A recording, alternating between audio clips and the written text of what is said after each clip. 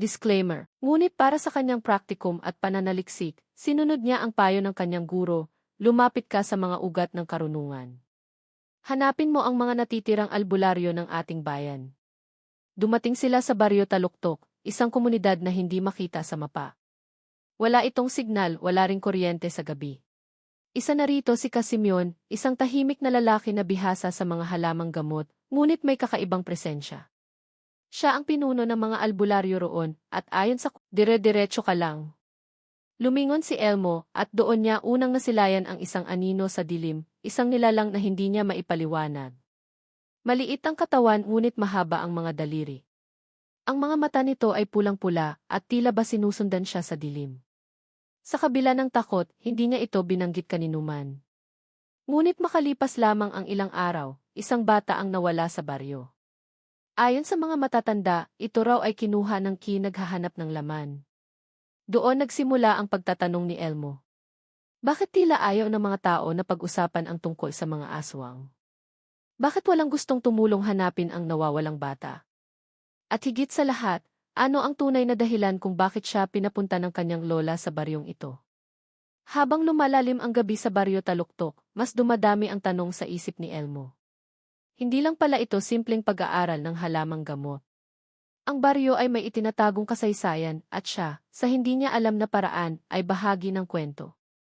Makalipas ang ilang araw mula nang mawala ang batang si Junjun, unti-unting nababalot ng katahimikan at kaba ang buong baryo.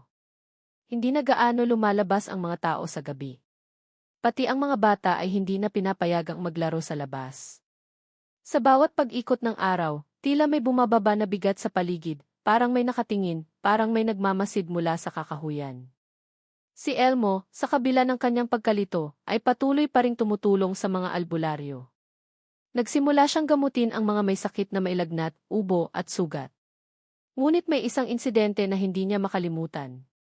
Isang gabi, dinala sa kanya si Mang Teryo, isang mangingisda mula sa ilog na natagpo ang walang malay sa tabing gubat. Nang siya'y sinusuri ni Elmo, napansin niyang malamig ang katawan nito at tila walang pulso. Ngunit nang idikit niya ang halamang ginagamit sa pag-aangat ng espiritu, bigla itong nagising at sumigaw ng malakas.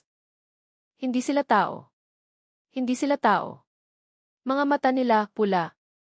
Bago pa man makapagtanong si Elmo, pinatahimik na ng asawa ni Mang Teryo ang matanda. Pasensya ka na iho, ani nito. Madalas na lang niyang sinasabi yan pag pinapanaginipan niya yung gubat. Ngunit ramdam ni Elmo na totoo ang nakita ni Mang Teryo. Ilang araw pa ang lumipas at muli na namang may insidente. Isang baboy sa likod bahay ni Aling Merly ang natagpo ang butas ang tiyan at walang laman loob. Hindi ito karaniwang gawain ng hayop at higit sa lahat, wala ni isang bakas ng kagat o dugo sa paligid. Malinis, parang hinigop. Huwag mo na lang pansinin, Elmo, bulong ng isang albularyo sa kanya. Ganyan talaga tuwing kabilugan ng buwan. Dapat masanay ka na. Ngunit hindi makatulog si Elmo. Araw-araw ay mas dumadami ang mga kwento. Isang binata ang nakita raw na lumilipad sa gabi. May isang matandang babae raw ang laging naglalakad palapit sa gubat tuwing madaling araw, dala ang sako na tila may laman at gumagalaw. At ang pinakakakaiba, ilang gabi nang naririnig ni Elmo ang pagaspas ng pakpak ng isang malaking ibon sa may bubungan nila. Hindi ito normal, bulong niya sa sarili. May nangyayari sa baryong to at hindi nila gustong pag-usapan. Isang umaga, habang nag-iigib ng tubig, nakita ni Elmo ang isang batang babae na may sugat sa likod. Lumapit siya rito upang tingnan ito, ngunit nagulat siya nang makita ang hugis ng sugat, mukhang markado ng kuko o matulis na bagay. Ano nang nangyari sa'yo? Tanong niya sa bata. Gabi po kasi may kumakatok sa bintana namin. Sabi ng nanay ko wag buksan pero di ko po natiis. Pagka-umaga, masakit na po tong likod ko. Ang sagot ng bata ay parang yelo sa kanyang batok. Hindi niya alam kung anong uri ng nilalang ang may kakayahang gumawa nito nang hindi namamalayan ng magulang ng bata. Sa gabing iyon, kinausap niya ang kanyang lola. Lola, alam ko may hindi kayo sinasabi sa akin. Hindi lang ito basta training. May mas malalim na dahilan kung bakit niyo ako dinala rito. Napabuntong hininga si Lola Byring. Elmo, hindi ko na sana sasabihin agad, pero kailangan mo nang malaman. Anong kailangan kong malaman? Ang Baryo Taluktok ay hindi basta baryo. Isa itong dating tahanan ng mga nilalang na tinatawag na mga aswang ng gabi. Bago pa man dumating ang mga Kristiyanong misyonaryo, ang baryo na ito ay isang sentro ng panggagamot at ng kasunduan. Kasunduan, tanong ni Elmo. May kasunduan ang mga albularyo at ang mga nilalang ng dilim.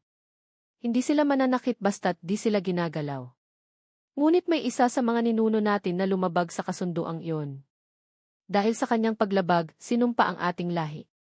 Lahi mo. Natigilan si Elmo. Lahi ko. May dugo ka ng albularyong lumabag sa kasunduan. Ang dahilan kung bakit kanila naamoy. Ang dahilan kung bakit bumabalik ang mga aswang dahil narito ka na. Bumigat ang kanyang dibdib. Hindi siya makapaniwala. Lahat ng kanyang pinagdududahan ay nagsisimula ng maging totoo. Lola, ano nang dapat kong gawin? Simula ngayon, hindi ka na lang basta estudyante.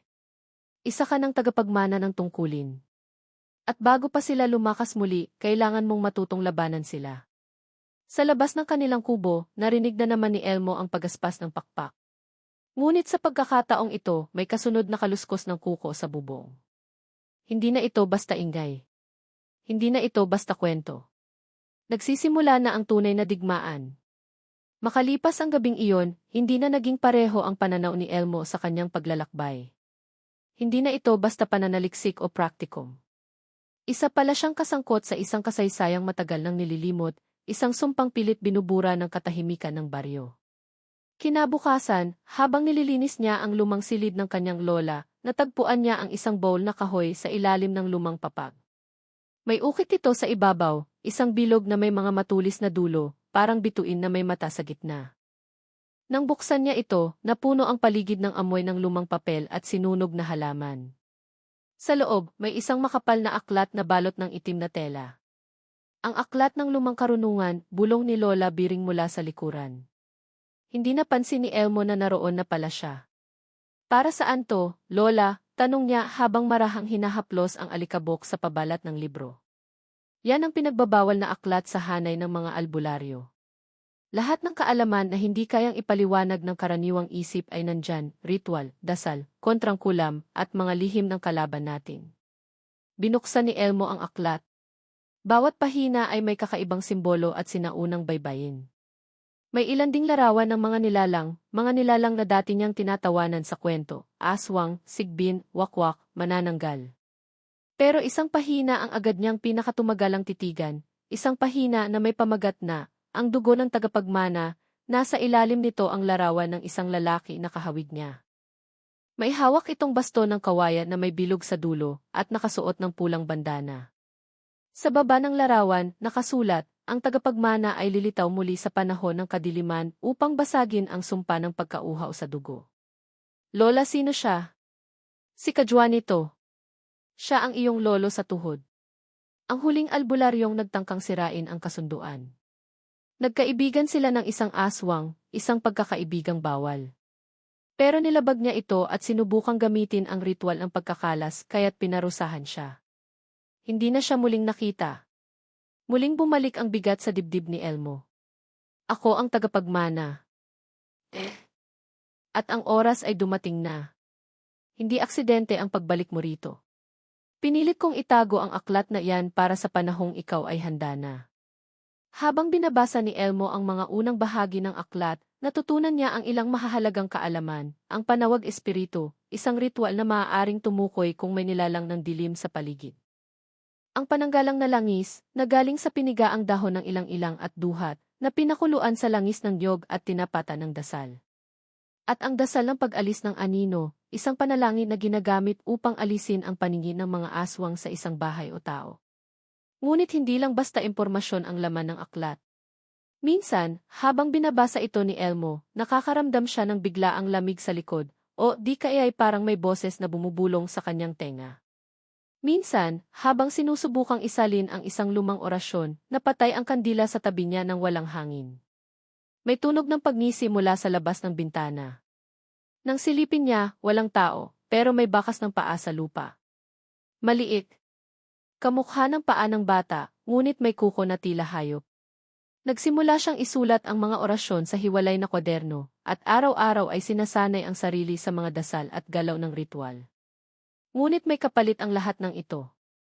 Sa bawat araw na ginugugol niya sa aklat, mas nagiging sensitibo ang kanyang katawan. Mas naririnig niya ang mga kuliglig sa gabi, mas naaamoy niya ang dugo sa hangin, mas nakakaramdam siya ng galit na hindi niya alam kung sa kanya ba talaga nanggagaling. Lola, totoo ba to? Na baka unti-unti na rin akong maging katulad nila, tanong niya isang gabi. Napatingin si Lola sa kanya ng matalim. Hindi ang dugo ang nagpapaaswang sa tao, Elmo. Desisyon yan. Puso yan. Pero tandaan mo, kapag pinili mong gamitin ang karunungan sa pansarili mong kapangyarihan, doon ka talaga matutuksong maging isa sa kanila. Isang gabi, sinubukan ni Elmo ang panawag espiritu sa may gubat. Naglatag siya ng asin sa paligid, sinindihan ang mga kandila, at inusal ang sinaunang panalangin mula sa aklat. Pagkatapos ng huling linya, tumahimik ang buong paligid. Wala ni isang kulisap ang umingay. Parang huminto ang oras. At mula sa likod ng punong kahoy, lumabas ang isang nilalang na parang tao pero hindi. Mapayat, sobrang putla, mahaba ang liig, at may mga mata na pulang-pula. Tumingin ito kay Elmo. Hindi ito sumigaw. Hindi ito umatak. Ngunit mumiti ito. Isang ngiting may alam. Isang ngiting parang nagsasabing, nakita ka na namin. At kilala ka na rin namin. Mula nang magsagawa si Elmo ng panawag espiritu at makita ang nilalang na hindi niya maipaliwanag, tuluyan nang nagbago ang kanyang pakiramdam sa baryo. Para bang bawat tao na kanyang nakakasalubong ay may itinatago, may dalawang mukha, o may kinikimkim na lihim na galit. Sa mga mata ng mga taga-baryo, tila may bumalik na alaala, isang nakaraan na hindi nila gustong muling masariwa.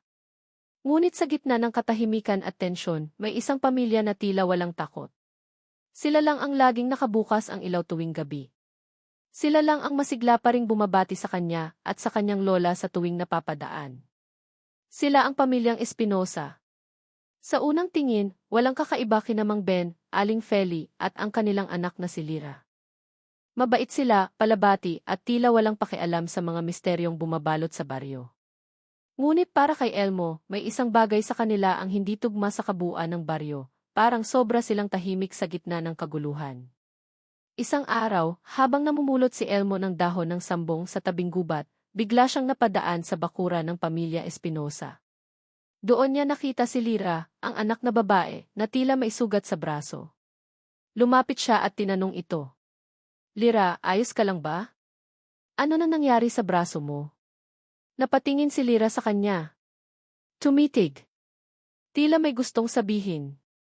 Ngunit sa halip na sumagot, umiti lang ito at sabay sabing, pasalubong ng gabi. Hindi na nagsalita pa si Lira. Pumasok na ito sa loob ng bahay. Naiwan si Elmo na naguguluhan.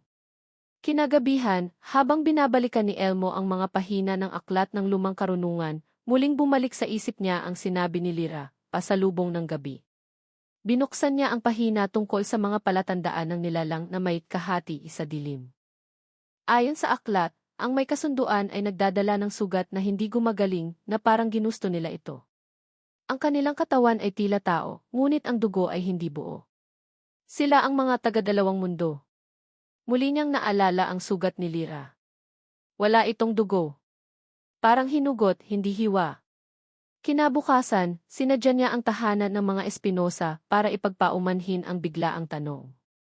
Tinanggap naman siya ni Aling Feli, ngunit agad siyang binigyan ng salabat, isang mainit at mapait na inumin. Pagkapasok niya sa bahay, agad niyang napansin ang kakaibang aroma, amoy na susunog na dahon, may halong asim na hindi niya maipaliwanag. Sa isang sulok, may altar na hindi katulad ng karaniwang Kristiyanong dambana. Ito ay yari sa kahoy, may mga balat ng hayop at may palayok na mailamang itim na likido. Aling Feli, anong laman ng palayok na iyan? Tanong ni Elmo. Umiti lamang si Aling Feli at sumagot, gamot para sa sugat. Para sa mga hindi madaling gamutin. Ngunit sa kanyang paningin, parang hindi gamot ang laman nito. Parang dugo. Habang nagkukwentuhan sila, biglang dumating si Mang Ben, may bitbit itong bayong na may halong galaw mula sa loob. Tinanong ni Elmo kung anong laman nito, ngunit tahimik lang ang matanda. Dali-dali itong pumasok sa likod ng bahay. Maya-maya, narinig ni Elmo ang mahihinang ungol. Hindi siya sigurado kung guni-guni lang ba ito o totoo, ngunit parang may iniwang tanong ang bawat saglit niya roon. Pag-uwi niya sa bahay, agad siyang kinausap ni Lola Biring. Umiwas ka sa mga Espinosa, Elmo. Hindi sila katulad ng ibang taga-baryo. Hindi sila nagmula rito. Dinala sila ng hangin at ng gabi, at hindi ko alam kung bakit hanggang ngayon ay naririto pa sila. Pero Lola, sila lang ang mukhang normal sa lahat. Tandaan mo, ang mga mukhang normal ay minsang pinakamahusay magtago. Sa gabing iyon, sinundan ni Elmo ang kanyang kutob. Mula sa labas ng kanyang bintana, sinilip niya ang bahay ng mga Espinosa sa di kalayuan. Sa kanyang gulat, may nakita siyang itim na usok na tumatagos mula sa bubungan nila. Ang usok ay hindi paakyat, paikot, parang may sariling buhay. Maya-maya, lumabas si Lyra sa harapan ng bahay. Nakatingala ito sa langit. Ngunit ang kanyang mata ay pula. Hindi siya tao, bulong ni Elmo sa sarili. O kung tao man siya, hindi buo. Kinabukasan, tinanong niya si Casimyon, ang pinakamatandang albularyo sa baryo. Casimyon, may kilala po ba kayong nilalang na kalahating tao, kalahating aswang? Tahimik lang ang matanda sa una. Ngunit pagkatapos ng ilang segundo, sumagot ito, meron. Sila ang tinatawag na anak ng kalagitnaan. Hindi sila pinili kundi bunga ng kasalanan. Sa mata ng espiritu, sila'y tinik. Sa mata ng mga aswang, sila'y susi. Kapag natagpuan sila ng ganap, magsisimula ang pagbangon ng matandang lahi. Matandang lahi. Ang pinagmula ng lahat ng aswang. Ang lahi na kayang magbihis bilang tao, pero ang anyo ay mas malala pa sa halimaw. At kung ang babaeng nakita mo kagabi ay totoong ang anak ng kalagitnaan, tumingin si Casimyon kay Elmo, diretso sa mata, at sinabing, bantayan mo ang buwan. Kapag dumilim ito, kahit maliwanag ang gabi, doon mo na siya makikita sa tunay niyang anyo. At sa puso ni Elmo, naramdaman niya ang babala, ang pamilyang Espinosa ay hindi basta bisita sa baryo. Maaaring sila ang dahilan kung bakit muling bumalik ang gutom ng gabi. Isang gabi ng kabilugan ng buwan, nagising si Elmo sa matinis na huni ng isang ibong hindi niya naririnig dati, hindi kwago, hindi paniki. Parang halinghing na may kasamang panaghoy. Pagsilip niya sa labas ng bintana, nakita niyang tila may aninong gumagalaw sa bubungan ng bahay ni Casimyon. Agad siyang bumangon at nagsuot ng anting-anting na inihanda ng kanyang lola, isang piraso ng itim na bato na nakasabit sa sinulid ng niyog. Binulungan siya ni Lola bago siya umalis. Sa gabing ito, dapat kang pumili, takot o tungkulin. Tahimik ang baryo habang binabaybay niya ang daan patungo kina Casimyon. Tanging huni ng mga kuliglig at alinggaw-ngaw ng kanyang mga yapak ang kasama niya. Paglapit niya sa kubo ni Casimyon, napansin niyang bukas ang pinto, pero walang ilaw. May amoy na parang nasusunog na dahon at dugo ang bumungad sa kanya. Pumasok siya. Sa sahig, nakita niya si Casimyon, nakahandusay, sugatan at walang malay. Ang mga kandila sa paligid ay patay at may bilog ng asin na nabasag. Sa gitna ng kubo, may itim na likido na umaagos mula sa isang mangkok na sira. Hindi ako dumating ng maaga, bulong ni Elmo. Maya-maya, naramdaman niyang may presensyang hindi pangkaraniwan sa paligid. Nang lumingon siya, isang nilalang na parang tao, pero may pakpak ng paniki ang bumagsak mula sa kisam. Nakaitim ang balat, mahaba ang mga kuko, at ang bibig ay may matatalim na ngipin na basa sa dugo. Tumakbo si Elmo palabas at tinawag ang mga albularyong nasa paligid. Sa kanilang pagdating, inilabas ni Elmo ang aklat ng lumang karunungan at sinimulan ang ritual ng pananggalang gamit ang langis na kanyang inihanda. Habang binubuo niya ang bilog ng asin at sinisindihan ang mga kandila, ang nilalang ay sumisigaw sa labas, isang matinis na huni na parang halakhak ng bata, ngunit may kasamang alinggaw-ngaw ng halimaw. Naglalakad ito sa paligid, hindi makalapit sa bilog. Tila nasusunog ito sa bawat hakbang nalalampas sa asin. Hindi ka namin hahayaan, sigaw ni Elmo habang hawak ang baston ng kawayan na may pulang sinulid sa dulo, isang gamit sa orasyon at pangpuksa. Inusal niya ang dasal ng pagpapalayas, sa ngalan ng liwanag, ako ang tagapagmana. Sa ngalan ng dugo ng albularyo, ako'y tumatayo. Lumayas ka sa lupang ito, anak ng dilim, sa huling gabing iyong sinira. Sumigaw ng malakas ang nilalang at sa isang iglap, lumipad ito pa itaas, kasabay ng pag-ikot ng hangin. Mula sa kalangitan, bumagsak ang itim na ibon, nasunog, humando sa isalupa, at unti-unting nagbago ng anyo naging tao. Nakita ni Elmo ang kanyang katawan, mahina, halos hubad, at kamukha ni Mang Ben kinabukasan. Pinuntahan niya ang bahay ng mga Espinosa. Wala na ang pamilya. Walang bakas ng buhay. Ang altar ay wasak, ang palayok na may itim na likido ay basag, at ang silid ay tila nilisan ng nagmamadali. Ngunit may isang bagay na naiwan sa mesa, isang piraso ng balat na may marka, isang bilog na may mata sa gitna. Parehong-pareho sa simbolo ng aklat ng lumang karunungan. Muling kinausap ni Elmo si Casimyon na ngayon ay nagpapagaling sa kubo ng kanyang lola. Ano ba sila, Casimyon? Sila ba'y aswang o tao? Mas masahol pa, sagot ng matanda. Sila ang mga bantay ng huling daan.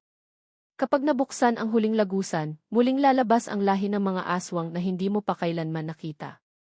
At ang pamilyang iyon sila ang mga susi. Naramdaman ni Elmo ang pangangatal ng kanyang kamay. Hindi pa tapos ang laban. Ang nakita niya ay pauna lang. Ang nilalang na iyon, hindi pa iyon ang pinakamapanganib. At kung tama ang hinala niya, si Lyra hindi tumakas. Nagtago. At naghihintay. Makalipas ang sagupaan kina Mang Ben, tahimik ngunit tensyonado ang buong baryo. Parang isang bagyong dumaan, tahimik pero bitin. Hindi pa tapos. Lalo na kay Elmo, na ngayon ay mas gising ang katawan at diwa, pero mas marami ring tanong sa isipan. Sa bawat pagdilat ng mata niya tuwing umaga, parang may nakaukit na mensahe sa isip niya, hindi ka pa buo. Habang nagpapagaling si Casimyon sa kanilang kubo, tinuruan niya si Elmo ng mga sinaunang ritual na hindi na itinuturo sa mga bagong albularyo. Ito raw ay para lamang sa mga huling tagapagmana, mga taong isinilang na may misyon na ibalik ang balanse sa pagitan ng liwanag at dilim. Ang tunay na lakas mo, Elmo, ani Casimyon, ay hindi lang sa orasyon o langis. Nasa loob yan, sa dugo mo. Pero dapat mong matutunang gamitin ng may hangganan. Panibagong pagsasanay bago sumapit ang susunod na kabilugan ng buwan, sumailalim si Elmo sa 3 ritual ng paghahanda, ritual ng panunumpa, kung saan isinusumpa ng isang albularyo ang kanyang sarili sa ilalim ng buwan bilang tagapagtanggol, hindi bilang tagapangwasak. Pagkilala sa anito, dito ay kinakausap niya ang kanyang espiritual na gabay sa pamamagitan ng panaginip, gamit ang usok mula sa halamang tawa-tawa, lagundi at kamangyan. Pagbubuo ng sandata, ginamit niya ang baston ni Kajuanito na natagpuan sa bowl ng kanyang lola, at sinamahan ito ng sinulid ng buhok mula sa buntot ng isang puting kalabaw, isang matandang alay na ginamit sa paglalaban ng anito at aswang noon. Sa kanyang panaginip, napadako siya sa isang kakahuyan na walang liwanag. Sa gitna nito may isang balon. Doon niya nakita ang isang anino ng babae, payat, mahaba ang buhok, at nakasuot ng pula. Lumapit ito sa kanya at nagsalita sa tinig na malamig ngunit pamilyar, kung gusto mong talunin kami, kailangan mong maging isa sa amin. Pagkagising niya, nagdurugo ang palad niya. Hindi niya alam kung panaginip lang o totoo, pero sa palad niya ay may hugis bilog na marka, tulad ng simbolo sa aklat ng lumang karunungan. Nataranta si Elmo. Ipinakita niya ito kay Lola Biring. Lola, ano to? Napatingin si Lola, at sa unang pagkakataon, nakita niya ang takot sa mga mata nito. Ang marka ng pagpili. Hindi lahat ng may dugo ng albularyo ay may ganyan. Isa kang ginising. Ibig sabihin, ang espiritu ng anito at dilim ay parehas nagkakainteres sa iyo. Anong ibig sabihin nun? Na pwede akong maging aswang? Hindi. Pero maaari kang gamitin ng alinman sa dalawang panig. Mas lalong lumalim ang gulo sa isip ni Elmo. Hindi lang pala niya problema ang mga nilalang sa baryo, kundi pati ang sarili niyang pagkakakilanlan. Totoo ba talaga na albularyo siya? O isa lang siyang tulay sa isang mas malaking digmaan? Pagharap sa katotohanan, habang nagbabantay siya ng gabing iyon, may batang babae na tumakbo sa kanilang kubo. Galing ito sa kabilang bundok.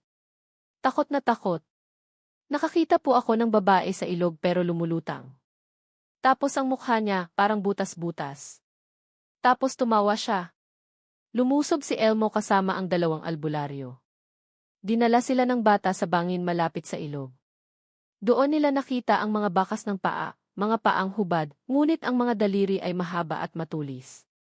Sa isang gilid ng bato, may naiwan na bahagi ng damit, kulay pula. Si Lyra, bulong ni Elmo. Buhay pa siya. Pagbalik nila sa baryo, ipinatawag ni Elmo ang mga matatandang albularyo.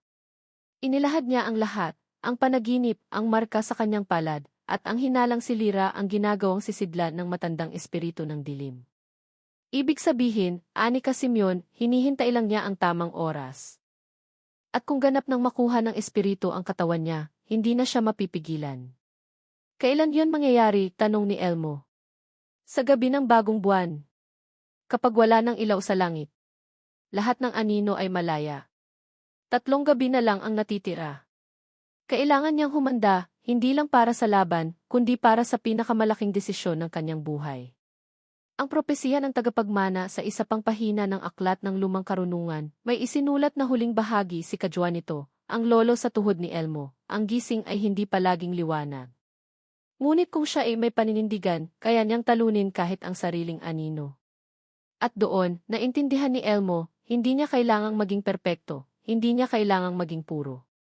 Kailangan lang niyang piliin ang tama, kahit madilim. Sa susunod na 2 gabi, tahimik ang buong baryo. Walang pagkawala. Walang pagaspas ng pakpak. Parang bagyong bumubuelo. At sa pinakahuling gabi bago ang bagong buwan, may narinig na sigaw mula sa ilog. Elmo! Boses ni Lyra. Boses na parang tulong o paanyaya. At sa wakas, tumindig si Elmo, suot ang anting-anting, bitbit ang baston, at mailangis ng duhat sa kanyang dibdib. Panahon na! Tahimik ang paligid. Walang kuliglig, walang huni ng ibon, walang hangin. Ang buwan ay nawala sa kalangitan, natatakpan ng makapal na ulap. Sa loob ng baryo, bawat isa'y nakakulong sa kani-kanyang tahanan, nagdarasal, nagtatago, o nananahimik. Alam nilang hindi ito ordinaryong gabi. Gabi ito ng bagong buwan. Gabi ng pagbabalik. Si Elmo ay nakatayo sa gitna ng ilog, hawak ang baston ng kawayan na may pulang sinulid sa dulo. Ang kanyang katawan ay pinahira ng langis ng duhat at pinag-alaya ng bulong mula sa aklat ng lumang karunungan. Sa kanyang noo, may marka ng anito, isang tatsulok na may bilog sa gitna. Sa kanyang harapan, dahan-dahang umahon mula sa tubig si Lyra, ngunit hindi na siya ang batang babae na una niyang nakilala. Mahaba na ang buhok nito, nangingitim ang mga kuko, at ang balat niya ay parang manipis na balat ng manok, makintab, malamig at may maliliit na butas. Ang kanyang mga mata, itim at pulang-pula sa gitna. Lumapit ka, Elmo, bulong ni Lyra, ang kanyang tinig ay parang doble, parang 2 ang nagsasalita. Hindi ikaw yan, sagot ni Elmo. Nilamon ka niya. Ngumiti si Lyra. Hindi ako nilamon. Pinili ko siya. Pagod na akong maging tao. Pagod na akong magtago. Ngayon ako na ang magiging ina ng bagong lahi. Biglang lumindol ang lupa. Mula sa paligid ng ilog, nagsilabasan ang mga nilalang na matagal nang nagkubli sa dilim, mga aswang, sigbin, wakwak, mga nilalang na nagkukunwaring tao sa araw, ngunit ngayon ay nagpakita ng tunay na anyo. Nagtipon silang parang hukbo. Ang ilan ay naglalaway, ang iba'y may pakpak, at ang iba na may mahahabang dila na tila sawa. Si Elmo ay naglabas ng palaspas na isinausaw sa langis ng banaba. Inikot niya ito sa hangin habang inusal ang dasal ng panlaban, sa liwanag ng dugo ng aking ninuno, sa apoy ng dangal ng aking lahi, ililitaw ko ang apoy sa gabi. Hindi kayo ang may-ari ng mundong ito, kami ang tagapagtanggol ng buhay. Pumutok ang liwanag mula sa palaspas at sinimulang masunog ang mga aswang na lumapit. Ang ilan ay sumigaw sa sakit, umatras, ngunit ang iba'y mas naging mabangis. Dumamba si Lyra. Mula sa kanyang katawan ay sumambulat ang itim na usok at nabuo ang espiritu ng matandang aswang, isang matandang babae na walang mata, may mahabang buhok, at dila na abot hanggang dibdib. Siya si Ina Panimdim, ang espiritong tinutukoy sa pinakamatandang pahina ng aklat bilang, ang nagugutom na sinumpa, tagapagtatag ng lahing gutom. Salamat sa katawan ng dalaga, bulong ng espiritu, ngayon, ako'y makakabalik sa daigdig na ito. Umatake ang espiritu kay Elmo. Dala ang hangin, pinatalsik siya sa punong kahoy. Napasubsob siya sa lupa. Nanginginig ang kanyang katawan. Nangingitim na ang kanyang braso. Malapit nang masakop ng espiritu ang kanyang diwa. Ngunit sa kanyang isipan, muling bumalik ang tinig ni Juanito mula sa kanyang isinulat, ang gising ay hindi palaging liwanag. Ngunit kung siya ay may paninindigan, kaya niyang talunin kahit ang sariling anino. Tumayo si Elmo. Itinaas ang kanyang baston. Inusal ang huling orasyon, ang dasal ng pagkawala ng anino. Bumalik ka sa lupang pinagmulan mo. Ako ang haligi ng araw, ako ang guni-guni ng panaginip. Sa akin, matatapos ang gutom mong walang hanggan. Nagniningning ang baston at ang pulang sinulid ay naging apoy. Ang apoy ay bumalot sa katawan ni Elmo at naging pananggalang. Tumalon siya at ibinaon ang baston sa katawan ni Lyra, hindi para patayin, kundi para putulin ang koneksyon ng espiritu sa kanyang katawan. Lyra, sigaw niya. Lumaban ka. Nariyan ka pa. Hindi ikaw ang halimaw. Umingit ang katawan ni Lyra. Nagsalubong ang liwanag at dilim. Sa isang iglap, sumambulat ang alon ng enerhiya sa buong ilog. Nahulog si Elmo. Tumilapon ang espiritu. At nagliwanag ang buong gubat. Pagbangon niya, naroon si Lyra, nang hihina, duguan, ngunit tao na muli. Anong nangyari? Mahina niyang tanong. Hindi mahalaga. Ang mahalaga, bumalik ka, sagot ni Elmo, habang binubuhat ang katawan ng dalaga. Ang mga natirang aswang ay nagsitakbo, nagsitago. Ang ilan ay nasunog sa liwanag ng orasyon. Ang iba ay napalayas palabas ng baryo. Sa wakas, natapos ang digmaan. Lumipas ang gabing puno ng dugo, apoy at sigawan. Sa pagsikat ng araw, unti-unting natakpan ng liwanag ang naiwan ng dilim. Ang ilog ay tahimik na muli. Ang mga hayop sa kagubatan ay nagsimulang bumalik. Ngunit ang baryo, bagamat ligtas na, ay hindi kailanman magiging katulad ng dati. Nakahiga si Lyra sa banig sa loob ng kubo ni Lola Biring. Hindi pa rin siya ganap na gumagaling. Mabagal ang kilos at madalas ay tulala. Ayon kay Casimyon, ang kaluluwang minsang nasapian ng matandang espiritu ay nangangailangan ng matagal na paghilom. Si Elmo na hindi na lamang simpleng estudyanteng albularyo.